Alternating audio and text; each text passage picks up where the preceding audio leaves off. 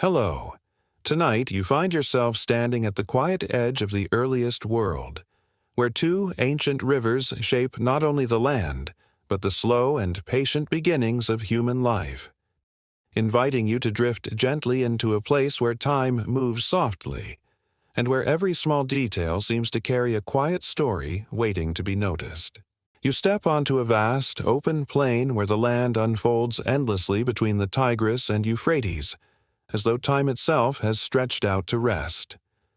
A delicate veil of mist lingers above the fertile earth, softening every edge, while the first light of morning drifts across the water in pale, golden hues, like a quiet thought slowly taking shape. The air feels gently suspended, holding a stillness that invites you to slow down without asking. Even the breeze moves with unusual care, brushing past the fields as if mindful not to disturb the moment. Which is rather charming, considering that in less polite centuries, it tends to behave like an uninvited guest rearranging everything.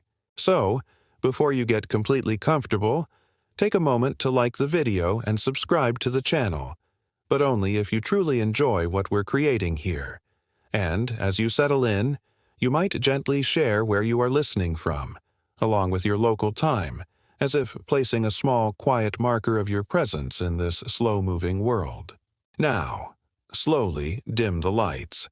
Perhaps turn on a fan, letting the steady hum of the air fill the room. And in that gentle rhythm, we quietly step into tonight's journey together. You continue walking across the land known as Mesopotamia, a name that simply means the land between rivers. Here, the soil is dark and rich, shaped by the steady flow of water that arrives each year. The rivers rise and fall with a rhythm that feels almost like breathing, sometimes generous, sometimes uncertain, but always essential. As you move closer to the riverbanks, you notice how the land changes subtly. The ground becomes softer, more fertile, and the fields begin to appear, filled with early crops like barley that sway gently in the morning air. Each movement feels slow and deliberate, as if the earth itself prefers not to rush. The rivers themselves seem calm at this hour, their surfaces reflecting the pale gold of the sky. Yet you sense that they hold a quiet power beneath that stillness, because each year they overflow their banks, spreading water and life across the land. Though not always with perfect timing, rather like a guest who arrives either too early or far too late. Nearby, small communities come gently into view, appearing almost as part of the land itself. Homes made from mud and reeds stand close together, simple and practical, shaped by the same earth beneath them. They form early villages where people live side by side in quiet cooperation, while thin lines of smoke rise softly, dissolving into the pale morning sky. As you watch more closely, daily life begins to unfold with a calm and steady rhythm. People step out from their homes without haste, moving into the day as if guided by something familiar. Their presence feels unforced, and the village awakens gradually, much like a room that brightens slowly as morning light settles into every corner.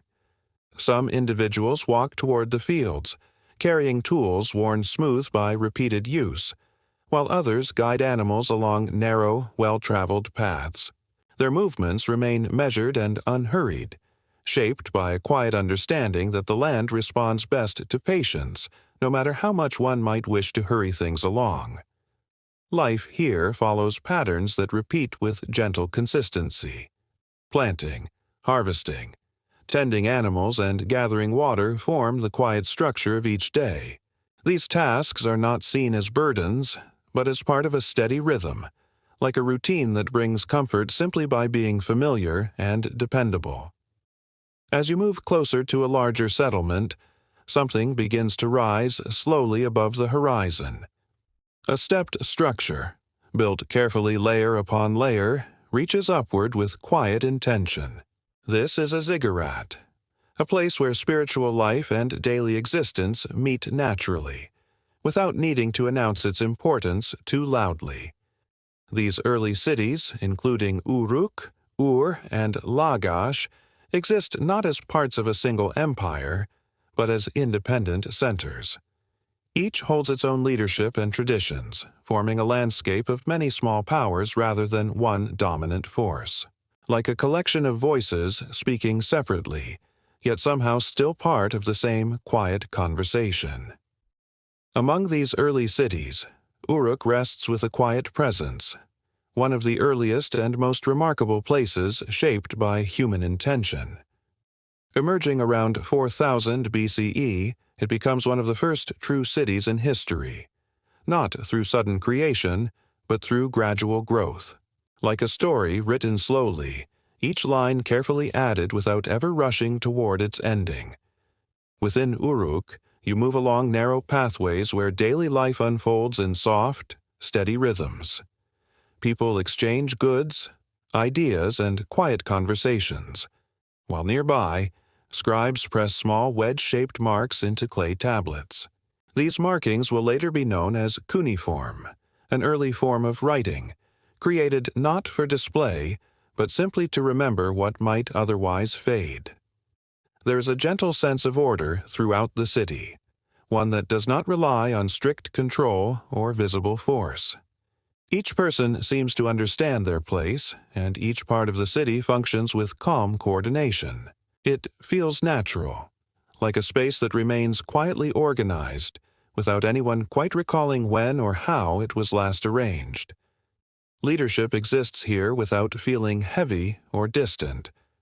Rulers, known as ensi or lugol, guide their communities quietly, often from temple complexes that serve both sacred and practical roles. Their authority blends into daily life, settling gently into routines, like guidance that is followed naturally without ever needing to be formally announced. As the sun rises higher into the sky, the morning mist begins to lift, revealing the land in clearer detail. The rivers continue their steady, unbroken flow, while the fields move softly with the breeze. Across the cities, life carries on in a calm, measured rhythm, as though everything has quietly agreed on the pace it prefers. And in this slow unfolding of light and life, you begin to notice something subtle taking shape. Beneath the peaceful surface, patterns of influence, organization, and quiet power are beginning to form, not suddenly and not dramatically, but simply as part of the natural rhythm of a world still learning how to shape itself. You remain within the gentle rhythm of these early cities, where the morning light now rests fully across the land, and the quiet patterns of daily life begin to reveal something deeper. Beneath the soft movements of farmers and traders, you start to notice a structure forming, not loud or imposing, but steady and present, like a melody that has always been playing. As you walk further into the city, you begin to sense how order is quietly maintained. Nothing feels chaotic or forced. Instead, each space seems gently guided by a calm and consistent system. People move with quiet purpose, knowing where to go and what to do, as if the city itself offers soft instructions, like a well-run kitchen where everything simply falls into place. This sense of coordination does not rely on visible control, but on shared understanding. Paths remain clear, tasks unfold naturally, and interactions carry a quiet rhythm. It feels less like rules being enforced and more like habits being followed, the kind that develop over time, much like routines you keep without needing to think about them. At the center of this structure stands a figure known as the ensi, or sometimes the lugao, often translated as king. These rulers do not feel distant or removed. Instead, they seem woven into daily life, guiding decisions and maintaining balance quietly, much like someone who keeps everything in order without ever needing to raise their voice.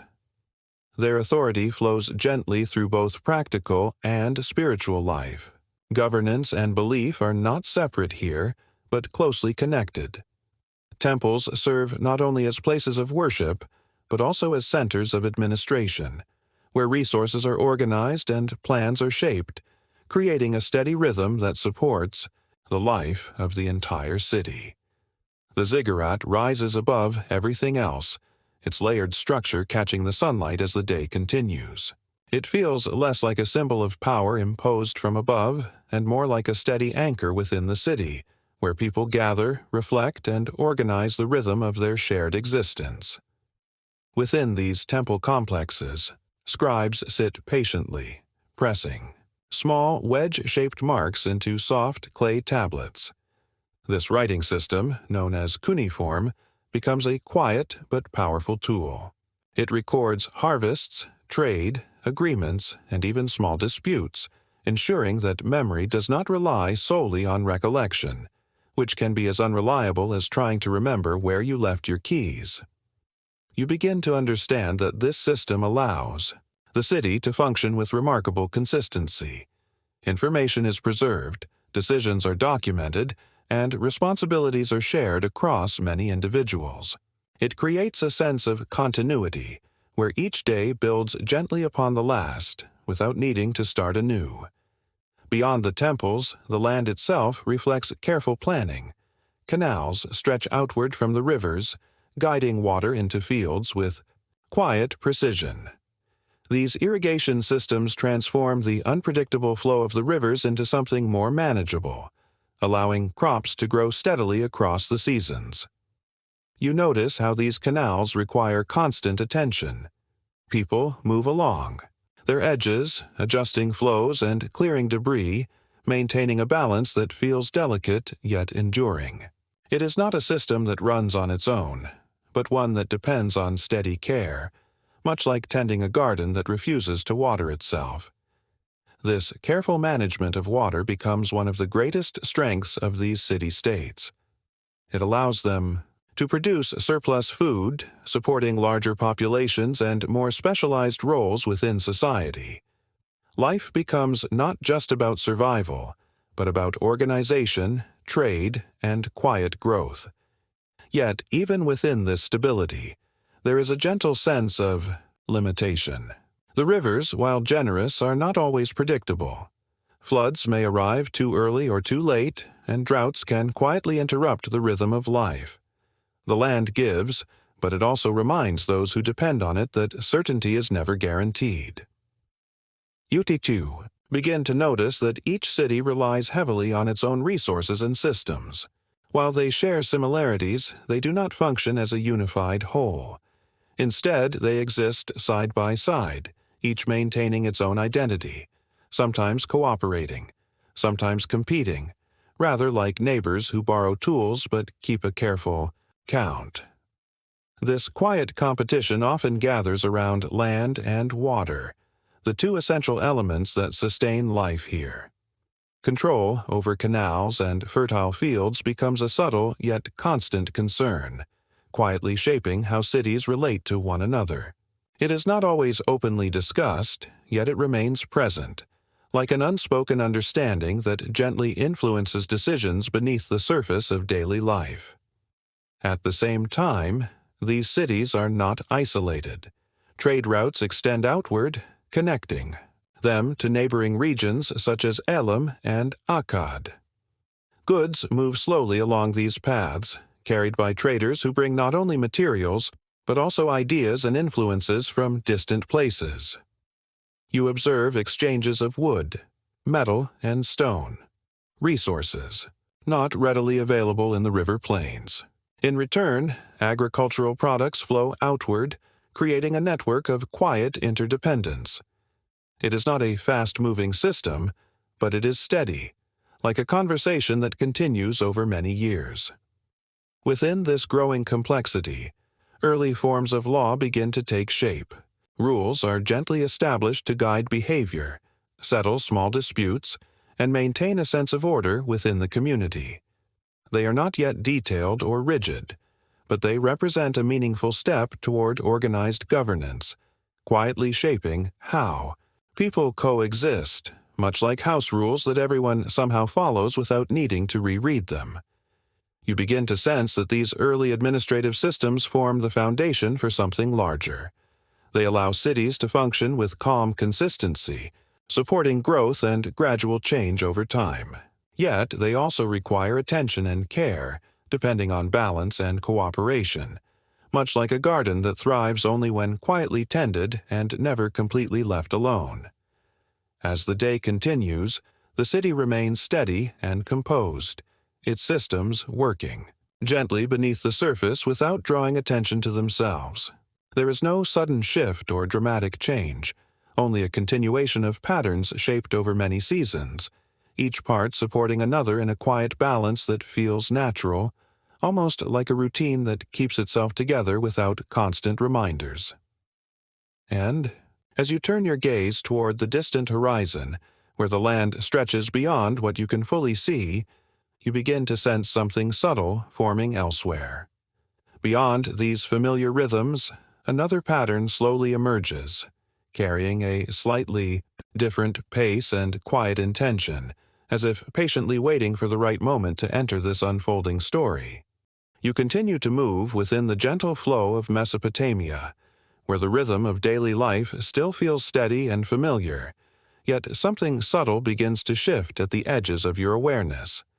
It is not a sound or a sudden movement, but more like a quiet change in direction, as if the current beneath the surface has begun to lean slightly elsewhere.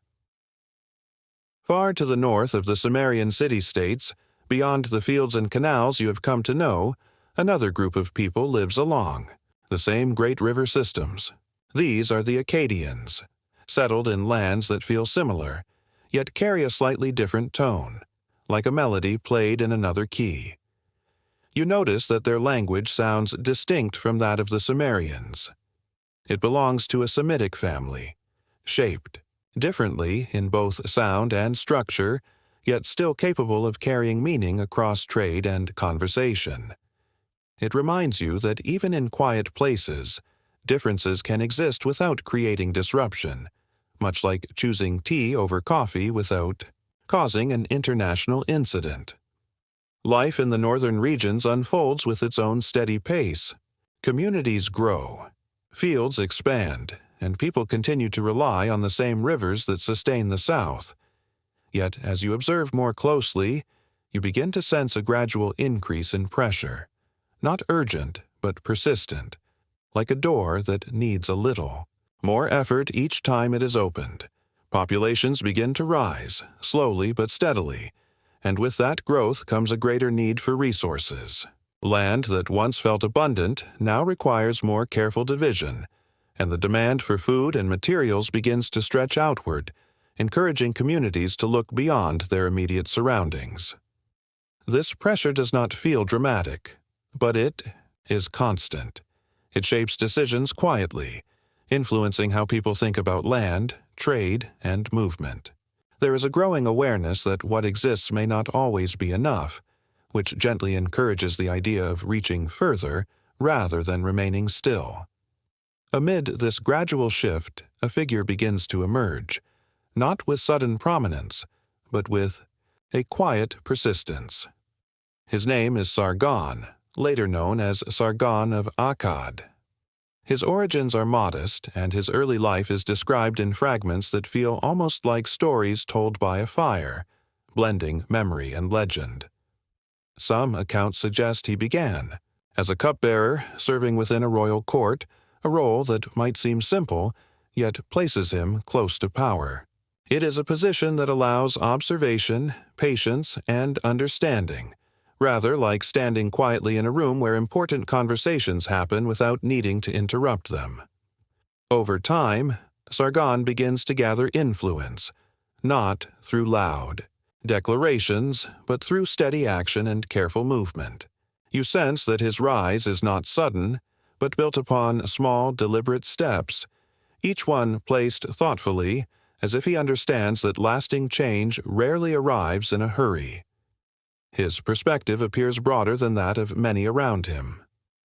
Where others see individual cities and local concerns, he begins to consider larger connections, especially the networks of trade that link distant regions together. Control over these routes becomes an idea that carries quiet importance. Trade in this world moves slowly but consistently, connecting Mesopotamia with regions far beyond. Materials such as wood, metal, and stone travel along these paths, exchanged for agricultural goods. To influence these routes is to influence the flow of resources, which in turn shapes the stability of entire communities. You begin to sense that Sargon recognizes this interconnectedness. His ambition, if it can be called that, does not feel like a sudden desire for conquest, but more like an intention to bring these scattered elements into a more unified structure, something that might reduce uncertainty and create broader balance. At the same time, quiet pressures from growing populations and rising demand for resources begin to gather beneath daily life. These forces do not appear with urgency, yet they gently shape decisions, encouraging movement, careful expansion, and a steady search for greater access to land, water, and the reliable flow of trade. You begin to sense how these pressures influence the wider landscape, guiding choices in ways that feel natural rather than forced. Communities adjust gradually, leaders consider broader possibilities, and connections between regions deepen over time, as though the land itself is inviting a wider pattern to form beyond familiar city boundaries. Around the year 2334 BCE, this gradual process reaches a moment of quiet clarity. Sargon establishes what becomes known as the Akkadian Empire, often regarded as the first empire in recorded history. It does not appear suddenly, but emerges from many small shifts over time, like a picture that only becomes clear after you have been looking at it for a while. Under his leadership, territories that were once separate begin to fall within a broader framework of control. The change does not feel abrupt when viewed up close, but when seen from a distance, it marks a significant transformation in how power is organized across the region. You notice that this new structure does not erase what came before. The cities remain, the people continue their lives, and the rivers flow as they always have. Yet something has changed in how these elements are connected, as if a new pattern has been gently placed over the existing one. Sargon's title reflects this wider vision. He is known as a ruler of many lands, someone who extends influence beyond a single city or region. His authority stretches across distances that would have once seemed difficult to imagine, yet it does so without disturbing the quiet rhythm of daily life. As you stand once more beside the flowing rivers, watching their steady movement across the land, you begin to sense something shifting beneath the calm surface.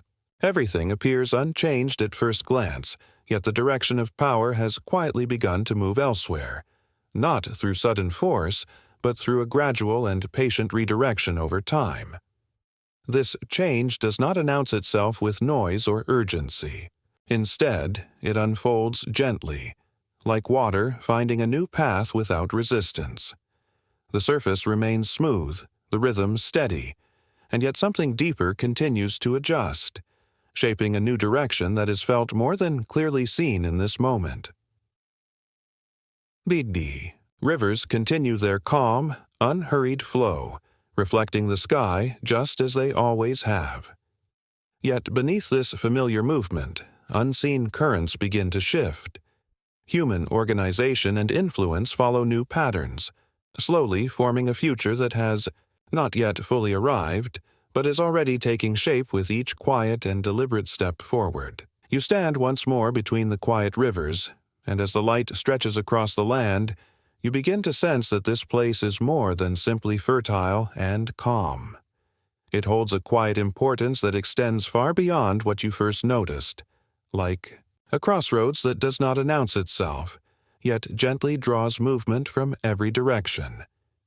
As you look outward, you begin to imagine the wider world beyond the horizon.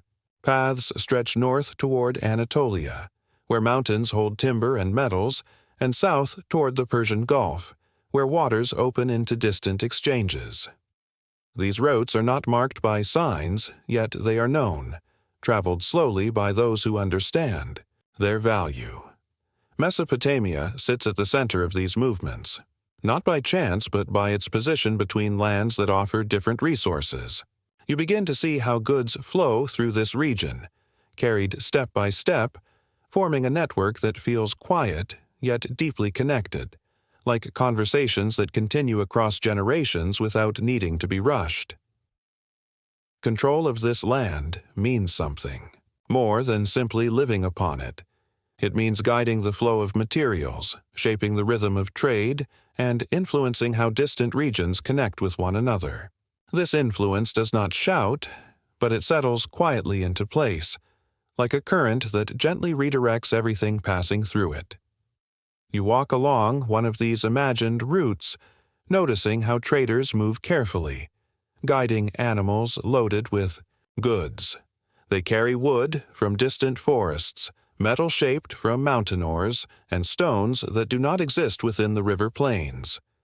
Each item feels like a small piece of another world brought gently into this one.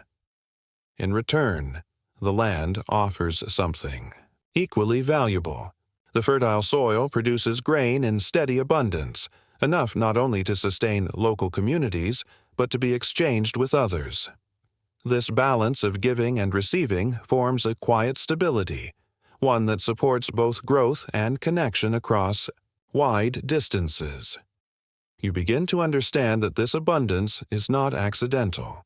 The rivers provide nourishment, and the land responds with consistent productivity. Fields stretch outward, carefully tended, their patterns shaped by human hands working in harmony with natural rhythms, rather like following a recipe that has been perfected over many seasons. Yet, even with this richness, the land does not protect itself with natural barriers. There are no towering mountains enclosing it, no vast deserts completely isolating it from the outside. Instead, it remains open, accessible, and gently exposed, like a door left slightly ajar without much concern. This openness allows movement in many directions. People, goods, and ideas can enter and leave with relative ease. While this encourages exchange and connection, it also means that the region can be reached by those who seek to extend their influence, not with sudden force, but with gradual presence. As you stand at the edge of a wide plain, you notice how the horizon extends without interruption, stretching outward in a quiet, open expanse. The land offers little resistance, gently inviting movement rather than limiting it. Boundaries here feel less like natural barriers and more like human decisions, softly imagined lines that exist in understanding rather than in the earth itself. Historically, these pathways form a wide network linking regions such as Anatolia in the north to the Persian Gulf in the south. Through them, materials like timber, copper, and stone travel into Mesopotamia, while agricultural goods move outward.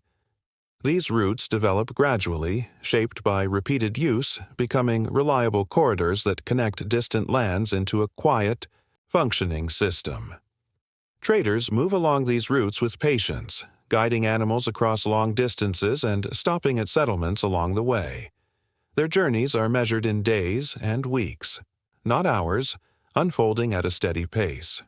It is slow, yet dependable, much like waiting for something important that somehow arrives exactly when it is needed. You begin to sense how these routes carry more than physical goods. Ideas travel alongside materials, quietly influencing cultures and practices. Techniques, beliefs, and small habits move from one region to another, blending gradually, like colors mixing in water without any clear boundary between them. For those observing from afar, this region becomes increasingly significant. To guide or control these pathways is to shape the exchange between distant lands. It is not simply about ownership, but about connection, about becoming part of the flow that links many places together. You notice how this importance does not create immediate tension. Instead, it settles into the background, understood rather than announced. The land remains calm. The rivers continue their steady course, and daily life moves forward without interruption, even as its broader significance quietly grows. In this way, Mesopotamia becomes a place worth reaching, not because of a single defining feature, but because of how many elements come together in quiet balance. Fertile soil supports reliable agriculture, rivers provide life and movement, and open terrain allows access from many directions, forming a landscape that feels naturally inviting rather than deliberately controlled. These qualities do not call attention to themselves loudly, yet they create a steady pull that is difficult to ignore. Fertility, accessibility, and connection blend into a subtle harmony, shaping a region that attracts interest over time, not through force, but through its quiet ability to support life, movement, and exchange with gentle consistency. As you continue walking, you realize that such places rarely remain unnoticed for long. Their value invites interaction, and interaction gradually leads to influence. Yet this process does not begin with noise or sudden change. It begins quietly, almost invisibly, as small presences begin to appear. You notice how new faces blend into familiar surroundings. Traders stay a little longer, representatives speak more often, and connections deepen in ways that feel natural, rather than imposed. The shift is so gentle that it might easily be missed, like a season changing without a clear beginning. And so, as the day continues and the light softens across the land, you begin to understand that movement toward this region does not arrive with sudden footsteps or loud declarations. Instead, it unfolds slowly, through presence, through connection, and through the quiet recognition of value. The first steps are not marked by sound, but by continuity. They appear as part of the existing rhythm, blending seamlessly into what already exists.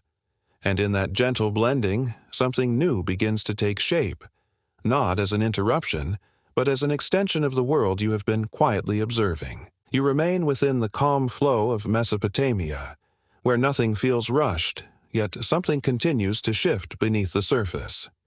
The rivers move as they always have, and the fields sway in quiet, familiar patterns. Still, you begin to notice that presence here is no longer shaped only by those who have always lived within this gentle and enduring landscape. At first, the change reveals itself through trade, arriving softly and without urgency. Merchants from Akkad appear more often, their visits becoming part of the expected rhythm rather than occasional encounters. They carry goods across long distances, but also something less visible, a growing connection, much like familiar faces that quietly become part of your everyday surroundings over time. These interactions feel natural and even quietly welcome, unfolding without tension or resistance. Agreements form between city-states and Akkadian traders through shared benefit rather than pressure. Resources begin to move with greater ease, and relationships strengthen in subtle ways, creating a sense of cooperation that seems to develop on its own, like a pattern that organizes itself without needing clear instruction. Alongside merchants, representatives begin to appear across these cities, moving quietly within familiar spaces. They are not imposing figures, but careful observers who listen, communicate, and maintain connections. You might notice them speaking with local leaders in shaded courtyards, their conversations steady and thoughtful, unfolding at an unhurried pace, like discussions that naturally extend through a long and gentle afternoon. These representatives do not openly declare authority, yet their presence carries a quiet significance. They help coordinate trade, ease small misunderstandings, and ensure that agreements are respected over time. Through these actions, they begin to form subtle but lasting links between Akkad and the Sumerian city-states, gradually shaping a network that expands without drawing attention to itself. Some cities respond to this growing connection with a sense of openness. They recognize the opportunities within these relationships and choose to align themselves more closely with Akkad. These alliances do not feel like submission, but rather practical arrangements that offer shared stability and benefit, much like agreeing on something simple without needing to examine every small detail too closely. Other cities respond with quiet caution, accepting the presence of Akkadian influence while remaining attentive to its implications. Their approach feels measured and deliberate, neither fully embracing nor rejecting the connection. It is as though they keep one foot firmly grounded while gently testing unfamiliar waters, maintaining balance without committing too quickly to a direction that is still taking shape. In some cases, this influence begins to carry a slightly firmer tone. What once appears as a request gradually becomes an expectation, and cooperation feels less optional over time. Even so, the transition unfolds gently, without sharp turns, like a conversation that slowly shifts direction, leaving no clear moment, where everything suddenly changes. You begin to notice that a military presence exists, though it does not arrive in overwhelming numbers. Instead, small groups of soldiers appear across different locations, stationed quietly and without urgency. They observe more than they act, their role defined less by confrontation and more by maintaining a steady and visible presence throughout the region. These scattered forces do not disrupt the flow of daily life, but instead blend into it with surprising ease. Over time, they become part of the familiar landscape, like a feature that seems to have always existed. Their presence supports continuity, allowing influence to grow without drawing attention or creating unnecessary tension. Within the cities, as this influence expands further, administrative changes begin to emerge with greater clarity. In some regions, Akkadian officials are positioned alongside or above local leaders, helping to manage resources, oversee trade, and maintain connections to the broader system forming across the land, creating a structure that feels both new and quietly integrated. Historical records preserved on clay tablets suggest that governors appointed by Akkad gradually begin to oversee certain regions of Sumer. These individuals are placed within existing local structures, working alongside established leaders. Their presence reflects a methodical approach to governance, where influence expands through coordination and oversight rather than sudden replacement or visible assertion of power. Their roles are shaped through gradual integration into systems that are already functioning. Instead of disrupting daily life, they align administrative processes with Akkadian interests, allowing continuity to remain intact. This approach ensures that changes feel steady and familiar, creating a sense of stability while quietly reshaping how authority is organized and maintained across the region. You begin to understand that this process is not shaped by a single moment, but by quiet accumulation over time. Each interaction, each agreement, and each small presence adds another layer to a growing influence. It forms gradually, like a pattern appearing across woven fabric, where no single thread defines the image, yet together they create something steady and complete. The cities themselves continue their daily rhythms without interruption. Markets remain active, fields are carefully tended, and temples carry on their quiet functions.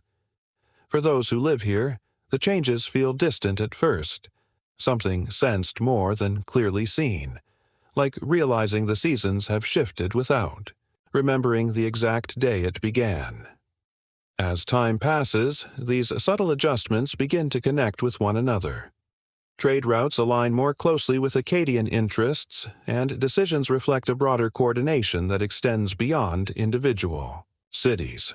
What once felt external slowly becomes familiar, settling into daily life as something expected rather than unusual or out of place. You start to notice that this form of expansion does not depend on disruption or visible force. Instead, it grows through familiarity, through repeated contact, and through the gradual acceptance of new patterns. It reshapes what already exists from within, allowing change to occur without disturbing the calm surface of everyday life. As the sun drifts slowly across the sky, casting longer and softer shadows over the land, you begin to sense a quiet shift within the balance of things.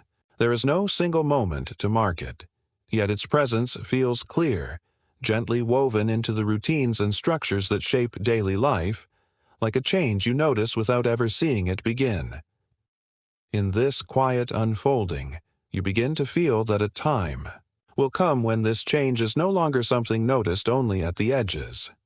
It will become defined and unmistakable, not because it arrives suddenly, but because it has been forming patiently, step by step, carried forward gently through the slow and steady passage of time itself.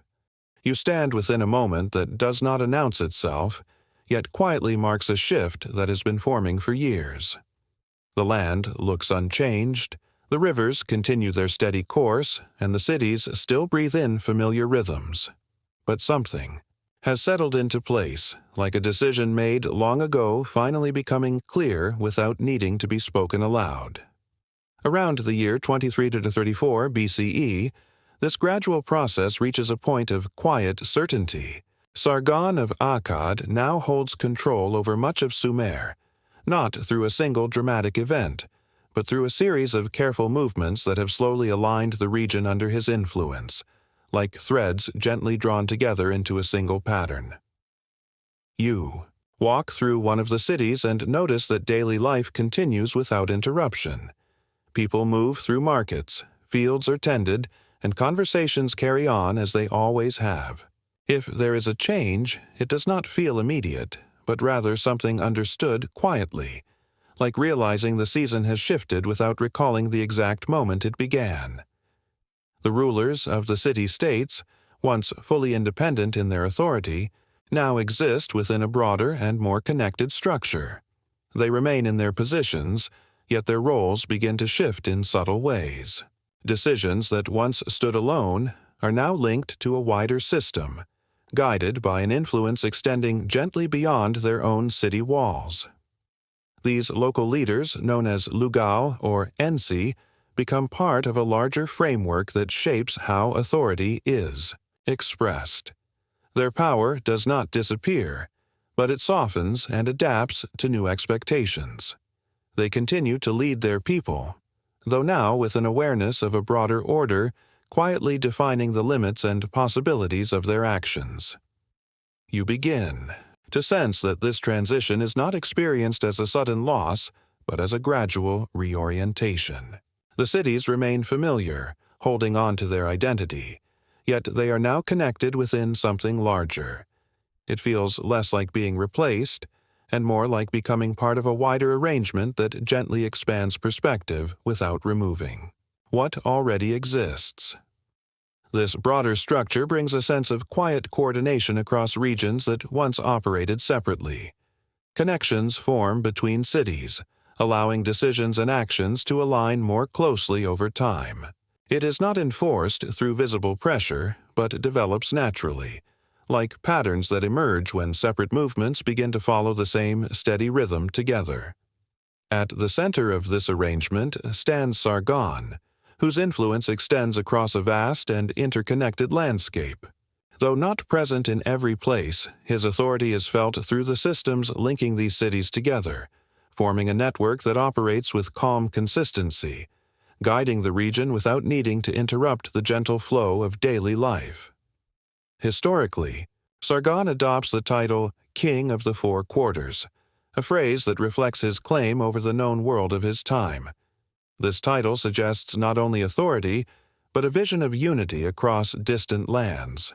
It frames power as something expansive and connected, rather than forceful, like a map slowly coming together into a single, understood whole. Evidence of this claim appears in Akkadian inscriptions and royal records, where Sargon describes his rule extending across Mesopotamia and beyond. Archaeological findings, including inscriptions and administrative tablets, support the idea of centralized control over wide regions. These records do not emphasize conquest alone, but highlight organization, governance, and the quiet integration of diverse territories under one steady authority. You notice how this title does not disturb the calm rhythm of daily life. It remains an idea that quietly frames the structure of power rather than something that presses into ordinary moments. People continue their routines with ease, perhaps aware of the change, yet never overwhelmed by it, like acknowledging something important without needing to dwell on it for long. Within administrative spaces, the presence of Akkadian influence becomes more clearly defined over time. Officials carry out their roles with a steady sense of authority, and decisions begin to reflect a more unified direction. This clarity does not arrive suddenly, but feels like a gradual sharpening of something already forming quietly beneath the surface of everyday governance. Trade continues to flow across the land, perhaps even more smoothly than before. Roots align within a broader system, and exchanges take place with a sense of quiet coordination that supports stability. The movement of goods feels steady and reliable, like a river that has found a clearer path, flowing gently and consistently without needing to force its direction. You begin to understand that this moment, though meaningful, does not feel like an ending. Instead, it carries the quiet sense of transition, gently closing one chapter while opening another. The independent city-states do not disappear, but gradually become part of a wider structure, connected in ways that were only beginning to take shape before, like threads slowly woven into a larger and more complete design. The temples remain active, and the ziggurats continue to rise above the cities with calm and steady presence. The rhythms of belief carry on without interruption, untouched by shifts in political structure. Spiritual life flows alongside these changes, like a quiet melody that continues regardless of its surroundings, offering a sense of continuity that feels deeply rooted and gently reassuring. Farmers continue their work across the fields, guiding tools through the soil with practiced and patient movements. The land responds as it always has, offering its yield through the steady cycles of water, care, and time. Nothing in the natural world appears concerned with human boundaries, moving instead with a calm consistency that remains unchanged by shifting structures of power. You notice that conversations remain soft and unhurried. People speak of trade, harvests, and small daily matters that shape their immediate lives. When larger changes are mentioned, they are discussed quietly, as part of a shared understanding, rather than something urgent, like noticing a difference, without feeling the need to explain it in detail. As the sun moves slowly across the sky, casting long and gentle shadows over the land, you sense a quiet acceptance settling into place.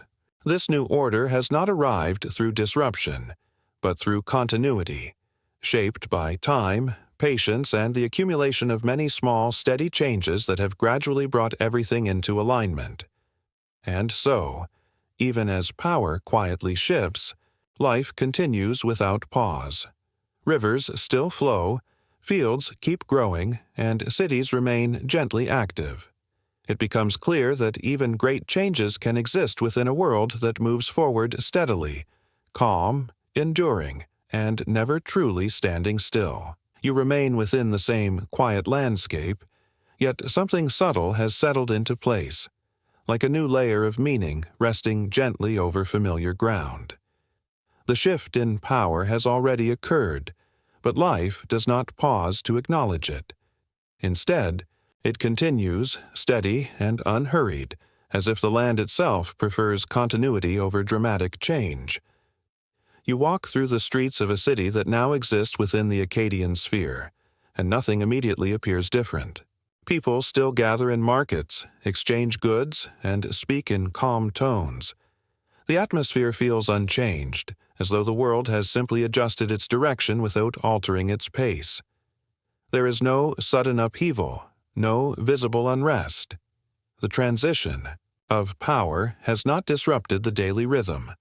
Instead, it has been absorbed into the background of life, much like a new piece of furniture that quietly becomes part of a room without anyone making a formal announcement about it.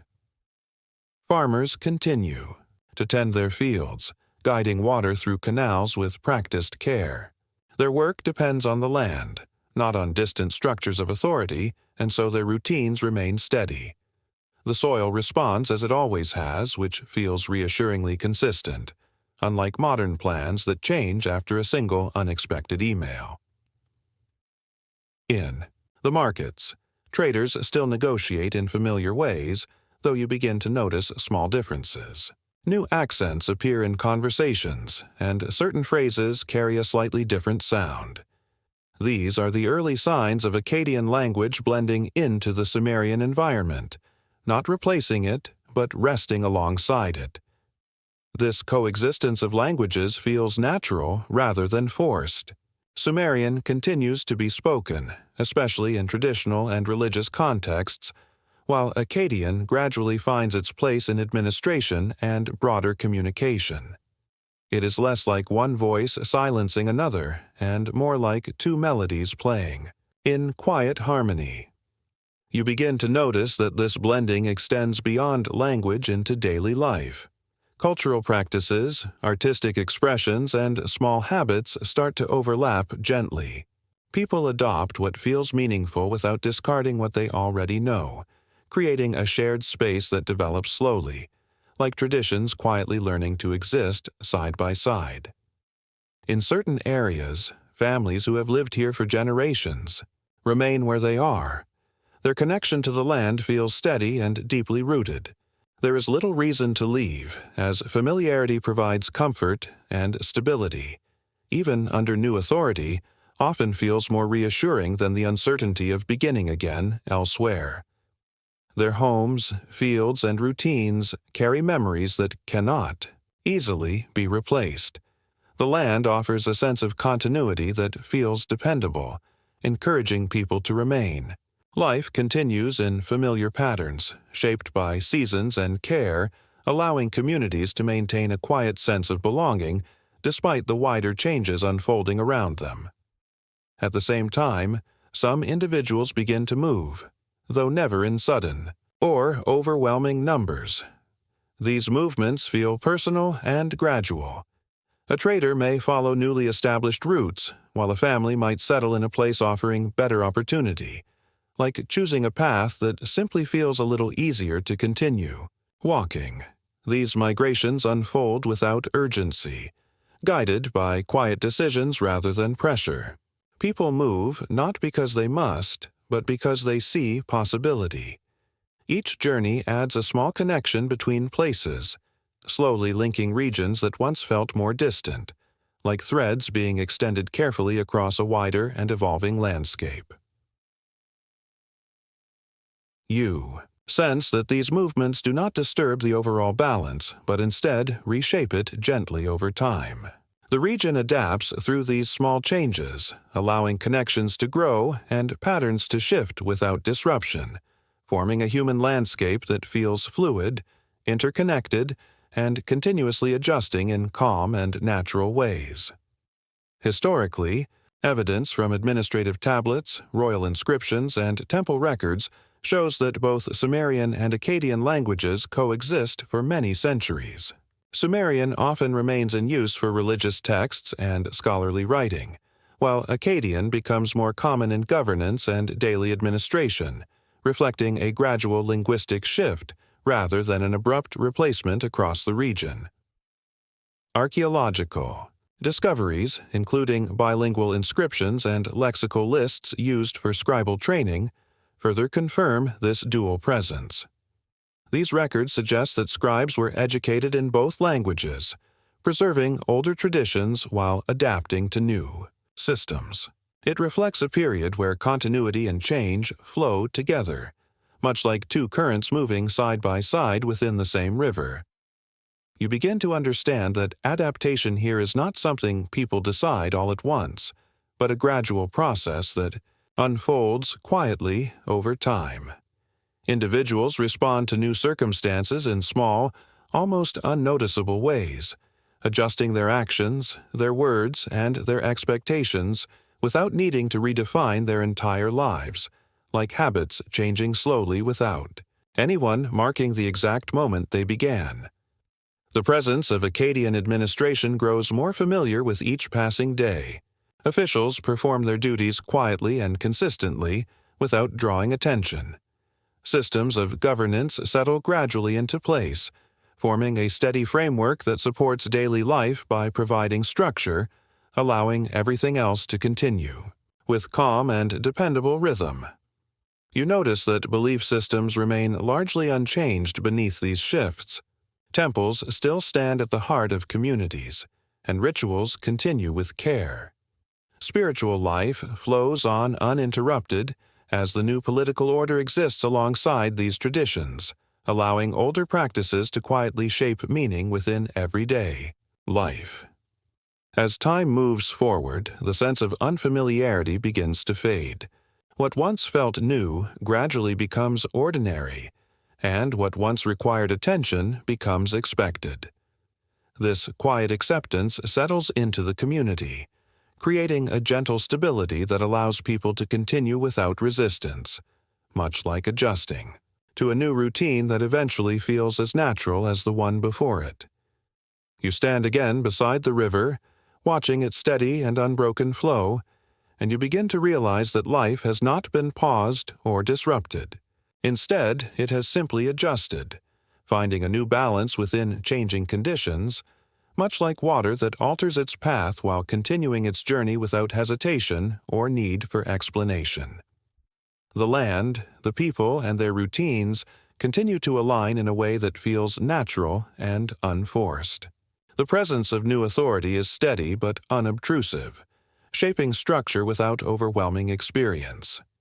Life remains rooted in familiar patterns, reminding you that even within change, continuity often carries forward with quiet and enduring strength, and as this balance settles into place, you begin to sense that something new is quietly forming, not as a sudden creation, but as the gradual emergence of a more unified structure, where differences remain, yet begin to fit together. Within a broader and steady order, you remain within the quiet flow of this expanded world, where the earlier shifts have now settled into something more defined.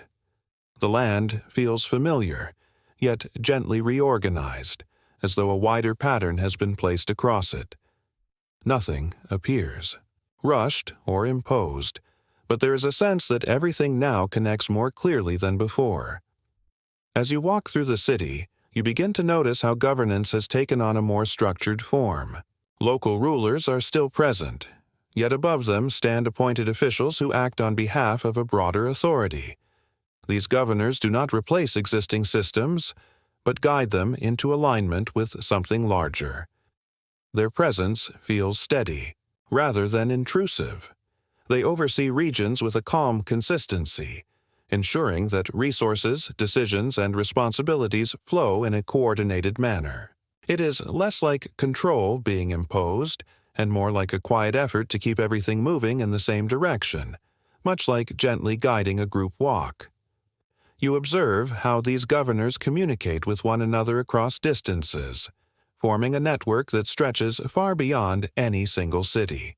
Messages travel slowly, carried by individuals who move between regions, connecting places that once operated more independently, like letters sent with patience rather than instant replies. This growing system begins to create a quiet sense of cohesion across the land. Decisions made in one place reflect awareness of others, and the broader structure feels increasingly unified. It does not remove local identity, but brings regions into a shared rhythm, like instruments gradually aligning, within the same gentle piece of music. You begin to notice how administration now depends on careful and consistent record-keeping. Scribes continue their steady work, pressing cuneiform symbols into clay tablets. They document exchanges, agreements, and obligations, allowing information to be preserved beyond memory, creating continuity that supports coordination across distances without relying on individual recollection alone. Taxation becomes part of this evolving structure, though it does not feel abrupt or overwhelming. Resources are gathered gradually to sustain the wider system, supporting officials, maintaining networks, and ensuring stability. It feels less like a demand imposed from above, and more like a steady contribution that allows the larger structure to continue functioning. You observe how goods begin to move through this system with greater consistency and care. Grain, materials, and crafted items are recorded, tracked, and redistributed where needed. This organized flow creates a sense of balance, allowing different regions to support one another without confusion, forming connections that feel structured yet calm. In this arrangement, the movement of resources becomes more predictable, almost rhythmic in its pattern. Nothing appears rushed or forced, yet everything finds its place over time. The system works quietly beneath daily life, guiding exchanges and maintaining stability, like an unseen framework that holds everything together without needing to draw. Attention! Historically, the Akkadian Empire is widely regarded as one of the earliest examples of a centralized state, bringing multiple regions under a coordinated administrative system. This structure extends beyond individual city-states, creating a broader framework of governance. It represents a shift in how authority operates, allowing decisions and organization to function across distances that were once managed separately. Evidence of this system appears in royal inscriptions, standardized administrative tablets, and the appointment of governors across conquered regions. Records show consistent taxation, resource distribution, and communication between distant areas. These findings suggest not only control, but coordination, revealing how the Akkadian Empire quietly established one of the first large-scale models of organized governance in human history. You notice that this centralization does not feel rigid. The system remains flexible, adapting to local conditions and needs. It allows for variation within structure, creating a balance between unity and independence that feels sustainable. Like a plan that works because it leaves room for adjustment. You move through different parts of the land. You sense that this network extends far beyond what you can see. Each city, each region, is connected through shared systems, forming a web that supports movement, communication, and stability across the empire. The presence of this system creates a quiet confidence. People continue their daily lives knowing that there is a structure in place that supports trade, resolves disputes, and maintains order. It is not something they think about constantly, but something they rely on without needing to question. You notice how law begins to take on a more consistent and recognizable form across the land. Rules are recorded carefully on clay tablets, applied with growing regularity, and understood across different regions. Though still evolving, these early frameworks offer guidance, helping maintain balance within the increasing complexity of a world that is slowly becoming more connected. At the same time, the natural world continues in its familiar patterns, unchanged by these human efforts. The rivers rise and fall with steady rhythm, the fields respond to patient tending, and the sky stretches wide above everything. Administration exists within this environment, not apart from it, like a quiet layer resting upon something far older. You begin to understand that this stability is not something fixed or permanent. It is sustained through continuous effort, through communication between regions, careful record-keeping, and cooperation across many levels of society. It behaves like a living system, one that depends on attention and adjustment rather than control that remains still or unchanging over time. As the day continues to unfold, the land feels calm and gently ordered, its many parts working together with an ease that seems almost natural. There is no visible strain in this coordination, yet beneath the surface lies an awareness that such balance is maintained through care, and that even steady systems can shift with time. You stand once more beside the river, watching its steady and unbroken movement, and you begin to sense that calm does not mean stillness. Even when everything appears settled, change continues to move quietly beneath the surface, shaping outcomes in ways that are not always immediately visible or clearly understood. In this quiet awareness, you realize that the world here is always in motion, even when it feels at rest.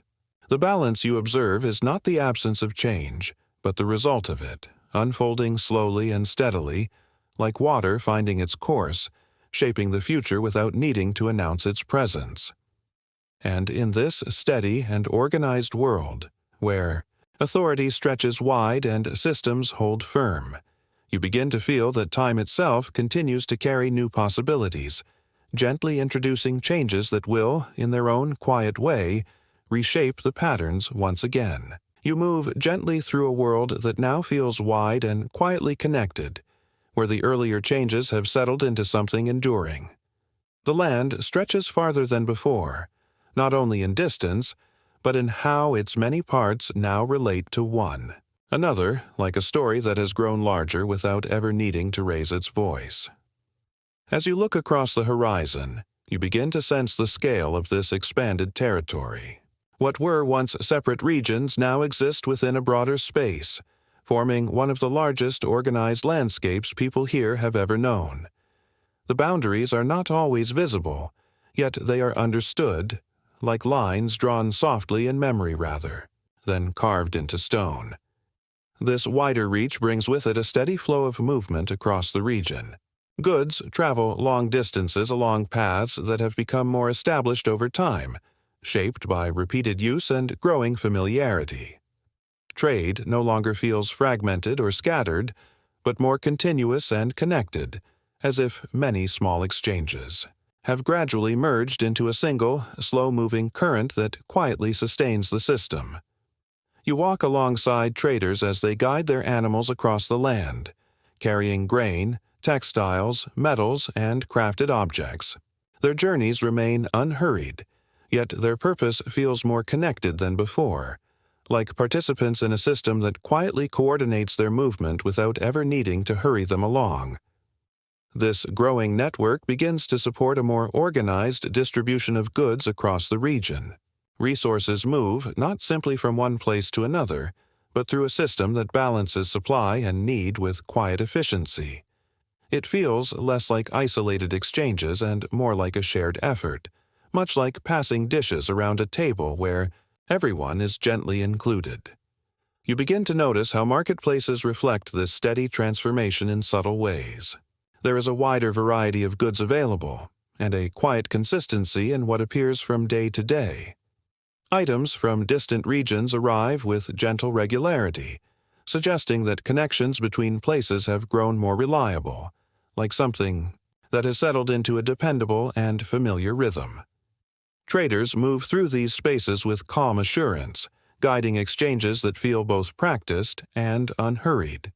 Conversations unfold softly, and transactions are carried out with care rather than urgency.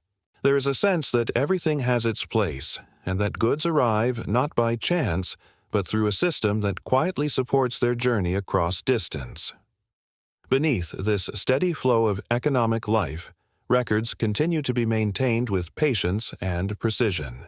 Scribes sit with clay tablets, pressing symbols into soft surfaces that will later harden and endure. These tablets preserve details of trade, taxation, and administration, offering a quiet yet lasting record of how this complex and interconnected system continues to function. Historically, thousands of clay tablets have been uncovered at sites such as Uruk, Ur, and Nippur, offering insight into the daily workings of the Akkadian world.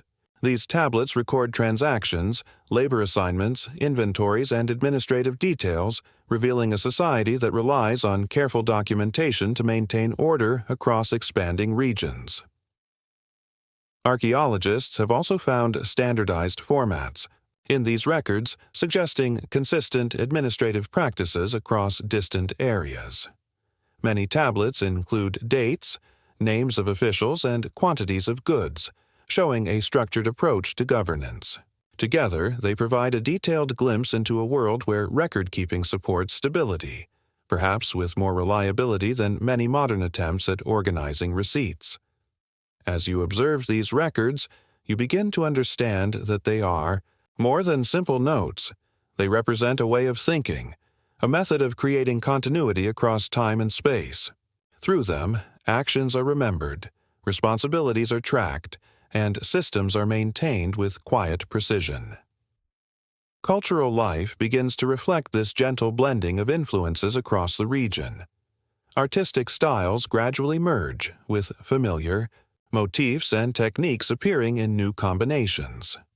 Sculptures, carvings, and decorative details carry traces of both Sumerian and Akkadian traditions, forming a shared visual language that evolves slowly, like patterns repeating with subtle variations over time. Mythology follows a similar path, unfolding with quiet complexity. Stories and beliefs overlap, intertwine, and adapt as they move between communities. Deities are recognized across regions, sometimes under different names, yet understood within a growing shared framework, like familiar characters appearing in slightly different stories that still feel connected.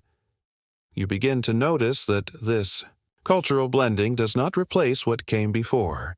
Instead, it builds carefully upon existing traditions, adding new layers without removing the old. The result feels continuous rather than disruptive, like adding new verses to a song that still carries its original melody forward. In the cities, architecture begins to reflect this steady development over time. Structures appear more refined, spaces feel more organized, and the layout carries a sense of intention. These changes do not arrive quickly but unfold gradually, like improvements made little by little, becoming visible only when you pause long enough to notice. You begin to sense that this expanded system, while stable, quietly depends on continuous attention. The networks that support trade, administration, and cultural exchange must be maintained and adjusted. Balance is not something achieved once, but something cared for over time, like keeping a room comfortable without ever fully finishing the task. As you continue walking, small signs of strain begin to appear, though they remain gentle and understated. Communication across distance takes time. Coordination requires effort, and the larger the system becomes, the more carefully it must be guided. These challenges do not disrupt the calm, but they exist quietly within it. These subtle tensions remind you that even the most carefully arranged systems rely on many moving parts. Each element must continue to function in harmony for the whole to remain steady.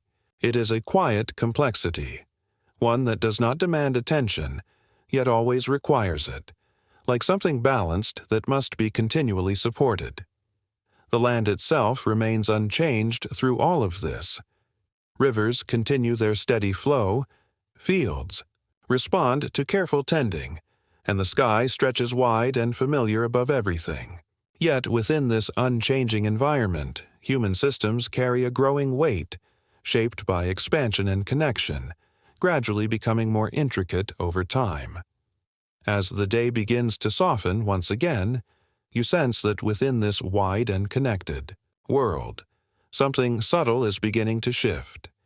It does not disturb the calm, but suggests that no structure remains unchanged forever, and that even the most carefully formed systems continue to evolve, quietly, with the passage of time. You remain within the wide and carefully ordered world, yet something begins to feel slightly less certain, like a structure that still stands firm, but carries the faintest hint of strain beneath its surface.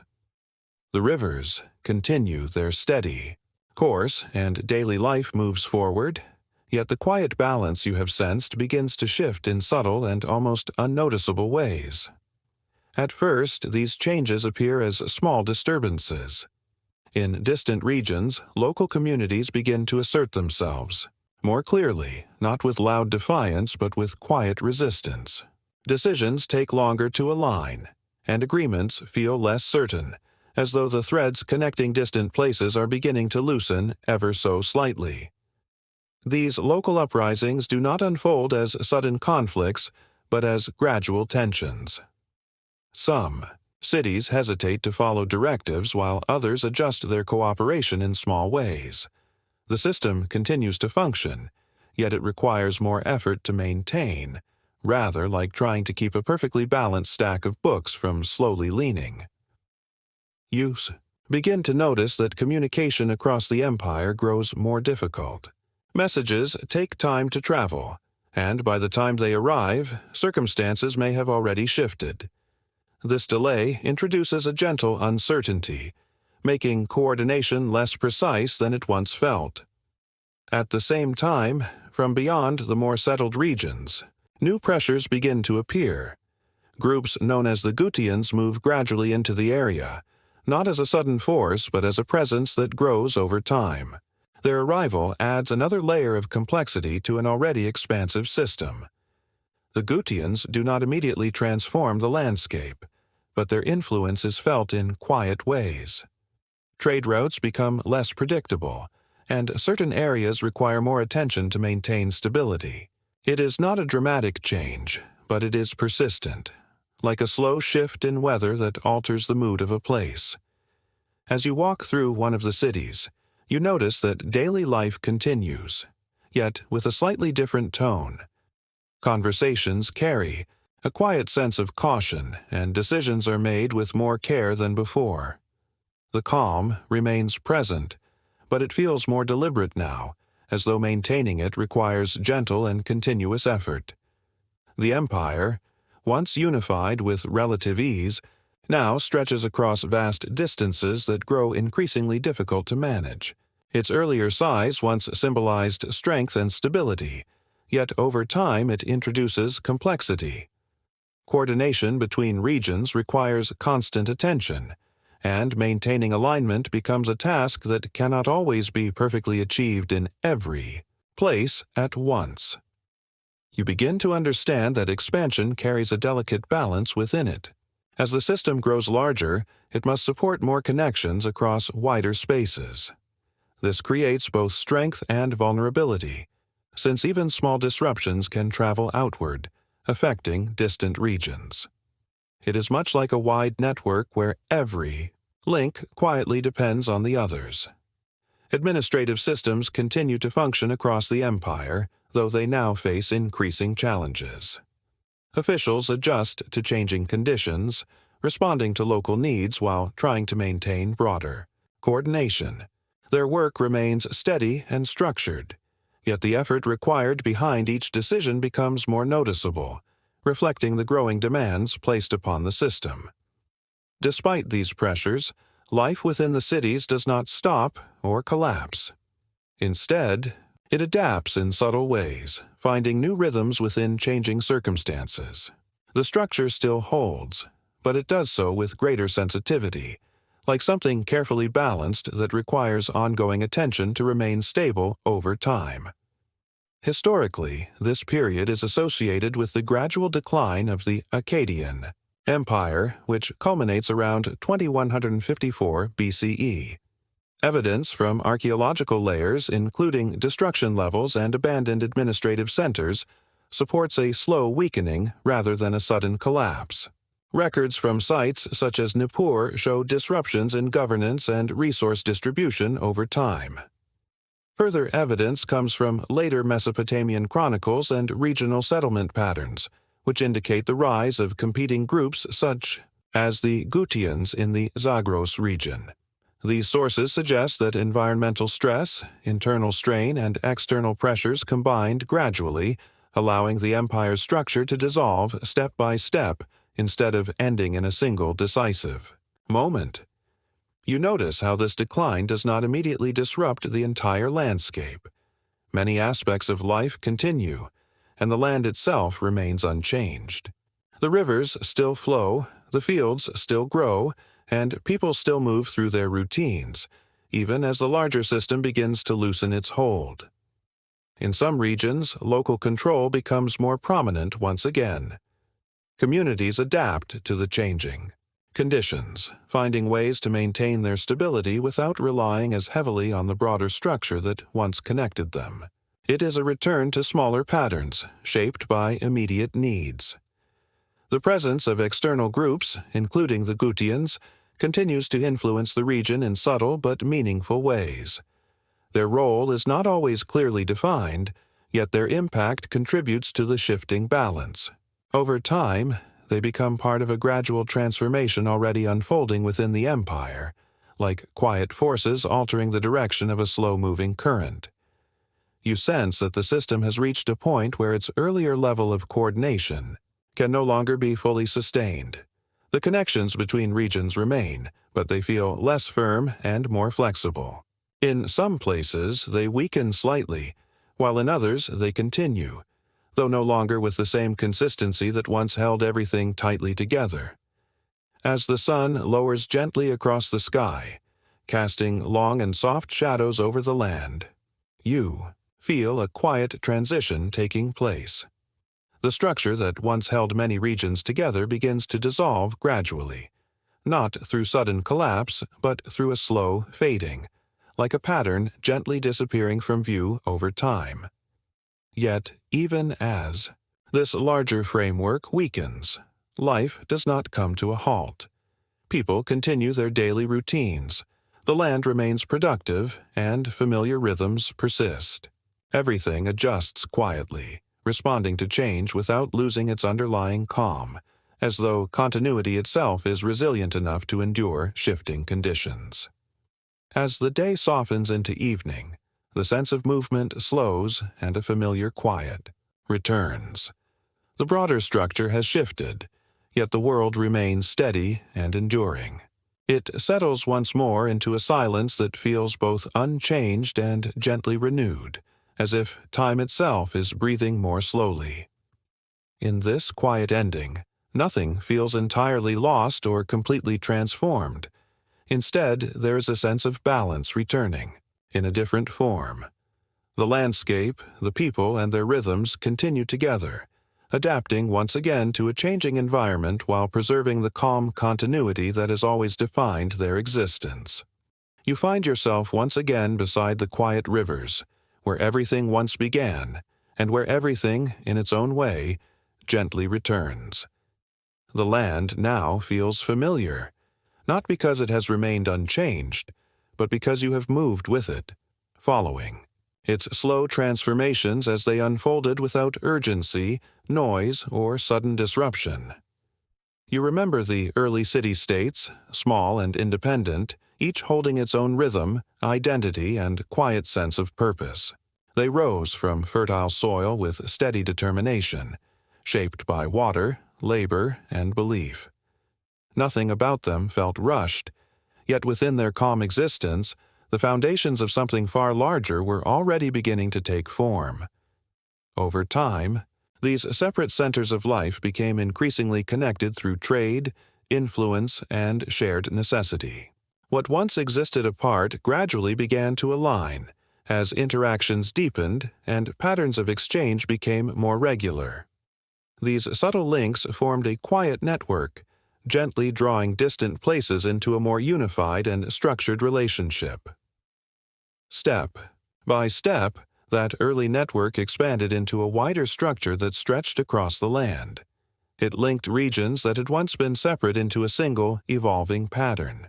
This transformation did not arrive suddenly, but emerged through countless small adjustments, shaping a connected world that felt both continuous and naturally unfolding over time. That structure grew into what you now recognize as an empire, not formed in a moment but through countless small shifts. It expanded steadily, reaching outward, creating connections that allowed resources, ideas, and people to move across distances that once felt far apart. And yet, as you have seen, even the most carefully formed systems do not remain unchanged. The same processes that allow something to grow also introduce the conditions for it to shift, to weaken, and eventually to dissolve, not as a failure, but as part of a larger cycle. You begin to understand that power, like the rivers before you, is never still. It moves, it changes direction, and it reshapes the land through which it passes.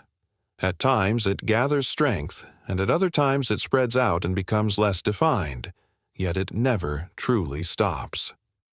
The Tigris and Euphrates continue their steady journey, just as they did before the first cities rose along their banks.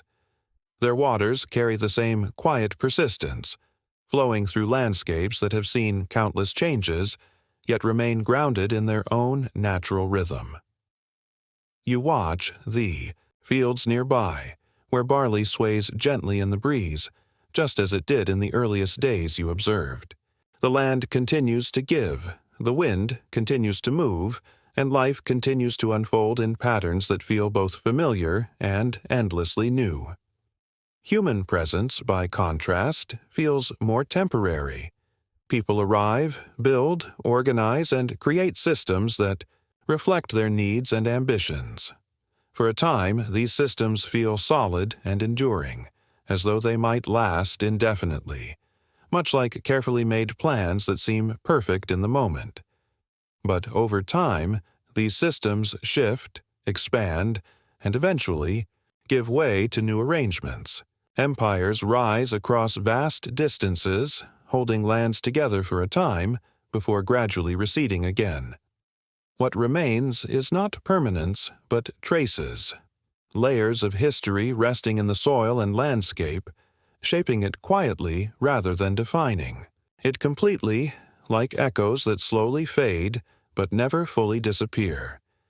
You begin to realize that this pattern is not unique to any single place or moment in time.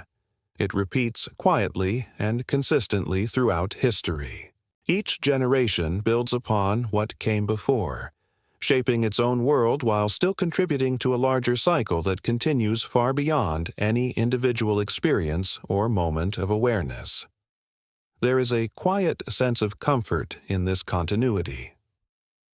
Change does not erase what has already existed, but gently transforms it over time. The past remains present in subtle ways, carried through clay tablets, ruins, and stories that echo forward, allowing earlier worlds to still be felt within the present. 1. As you stand there, the air around you feels calm and still. The sounds of the world soften into a distant rhythm. The river continues its steady flow, the fields move gently in the breeze, and the sky stretches above with quiet indifference, holding everything beneath it without concern for the passage of time. You begin to feel a deeper kind of stillness, not because nothing is changing, but because change itself feels steady and familiar. It no longer feels unpredictable or overwhelming. Instead, it moves like a natural rhythm, something to follow rather than resist, like being carried gently along a slow and continuous current. The memory of empires, rulers, and distant authority slowly fades into the background, not disappearing completely but settling into something quieter. What remains is a broader awareness of continuity, where everything becomes part of a larger unfolding rhythm.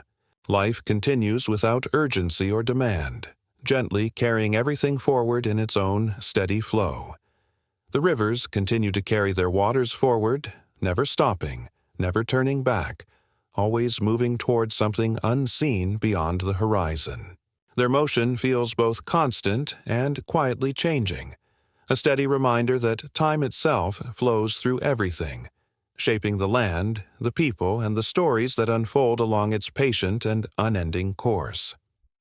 The wind moves softly across the open fields, brushing gently against the grain as it sways in slow response. It creates fleeting patterns that appear and dissolve without leaving anything behind. There is a quiet simplicity in its passing, like a whisper that does not ask to be understood, only gently noticed as it comes and goes.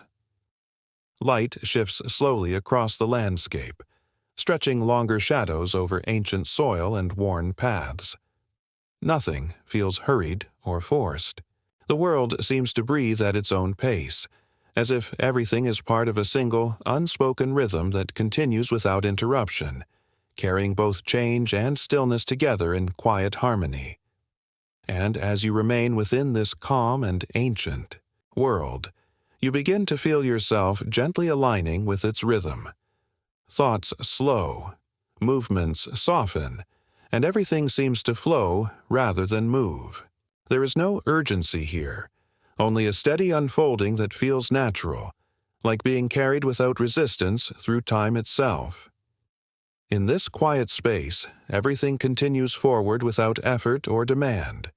The rivers, the wind, the land, and even your own awareness seem to share the same gentle direction. Nothing needs to be held or controlled as the world settles into a calm, continuous flow that carries everything softly onward into stillness. The script comes to a close. Thank you all for listening.